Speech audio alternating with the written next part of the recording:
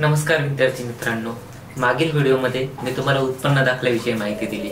या व्हिडिओमध्ये आपण जाणून घेऊया डोमोसाइल म्हणजे काय, डोमोसाइल काढण्यासाठी कोणकोणते डॉक्युमेंट्स लागतात।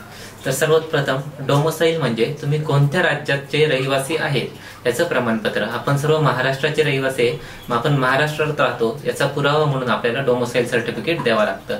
महाराष्ट्र शासनाच्या जे काही सवलती आहेत, ज्या काही स्कॉलरशिप आहे त्या जर आपल्याला पाहिजे असतील तर त्यासाठी आपल्याला डोमोसाइल सर्टिफिकेट काढणं अनिवार्य आहे। मग डोमोसाइल सर्टिफिकेट साठी काय लागेल, तर डोमोसाइल सर्टिफिकेट साठी सर्वात प्रथम शाळा सोडल्याचा दाखला किंवा जन्माचा दाखला। शाळा सोडल्याचा दाखला असेल तर ठीक, नसेल तर तुमचा जन्माचा दाखला, ज्याच्यावर मेन्शन केलेला असेल तुमचा जन्म कोणत्या गावात, कोणत्या जिल्ह्यात किंवा कोणत्या राज्यात झालेला आहे हे सर्व त्या दाखल्यावर मेन्शन असायला हवे।